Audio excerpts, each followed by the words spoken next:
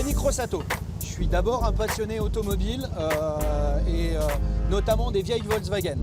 J'ai une vieille coccinelle de 1961 découvrable, un vieux combi Volkswagen de 1968 et ce buggy LM1 court.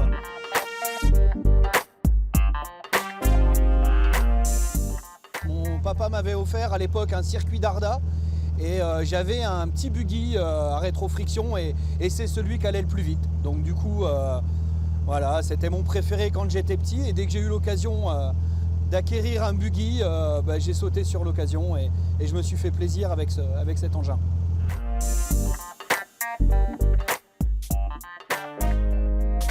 C'est avant tout la liberté, c'est voilà, rouler cheveux au vent, là on a de la chance, on a du soleil, c'est vraiment l'été, c'est vraiment la liberté. C'est génial, déjà on roule pas très vite, on est sur des petites routes, on découvre la campagne ardennaise, on n'est pas limité, c'est-à-dire qu'il y a un petit chemin à droite, un petit chemin à gauche, on peut vraiment sortir des sentiers battus et cruiser quoi, et rouler peinard et c'est ça qui est génial.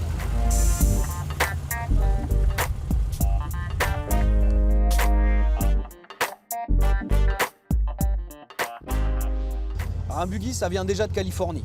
Bruce Meyer, qui est l'inventeur du buggy, avait à l'époque fabriqué un Manx. Alors là, nous avons un modèle français qui a été fabriqué par les ateliers Sauvra. Et un buggy, c'est avant tout un kit. Ça se commandait en kit. On pouvait, pour 10 000 francs à l'époque, fin des années 60, début des années 70, acheter une coque en fibre, un capot, un arceau et un pare-brise. Et après, l'objectif était de trouver une base de coccinelle avec un châssis de coccinelle et un moteur et boîte de coccinelle et tout monter soi-même.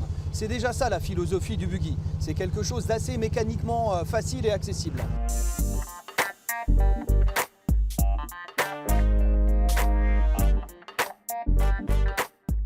Alors je l'ai trouvé dans un petit village pas très loin d'ici, à Viviers-au-Court dans les Ardennes. Il était dans une grange, il était un peu abandonné, il était dans un très sale état, que ce soit au niveau carrosserie et mécanique. D'ailleurs, il était vert quand je l'ai eu et j'ai tout refait dessus et je lui ai rendu sa couleur orange mythique qui me faisait penser à mon jouet d'enfant, mais également la couleur originale du buggy californien comme on pouvait le voir à l'époque.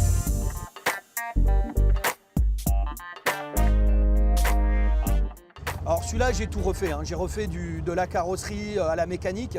Je l'ai acheté, le moteur était cassé. J'ai dû retrouver un moteur coccinelle que j'ai entièrement bricolé et un peu optimisé pour pouvoir me faire plaisir. Et voilà, avec un ami carrossier qui m'a filé un coup de main pour la peinture. Sinon, j'ai fait tout le reste, quoi. Toute la mécanique et tout l'assemblage. C'est pas du tout difficile à démonter. Il doit y avoir une cinquantaine de boulons de 13 qui relient la carrosserie au châssis. Et seulement 4 gros écrous de 17 qui relient le moteur à la boîte de vitesse. Donc c'est vraiment très simple, il n'y a même pas besoin d'avoir beaucoup d'outillage pour se lancer dans l'aventure.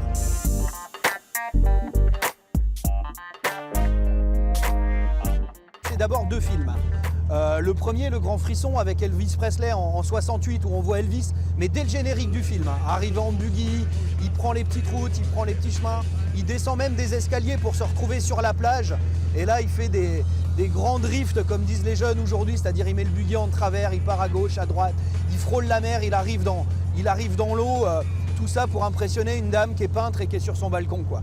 Et le deuxième film, c'est l'affaire Thomas Crown avec le célèbre Steve McQueen, où là, on le voit arriver pareil, toujours sur la plage, c'était le principe du buggy à l'époque, surtout en Californie, où Steve McQueen, accompagné d'une délicieuse compagne, s'amuse à faire des sauts directement de dune en dune. Et là aussi, cette image, elle est assez impressionnante, où là, on voit les capacités pures du buggy et pourquoi il a été créé, quoi. Il a été créé pour aller dans le sable, il a été créé pour sortir des sentiers battus, il a été créé vraiment pour le plaisir et on retrouve ça dans ces 2 films.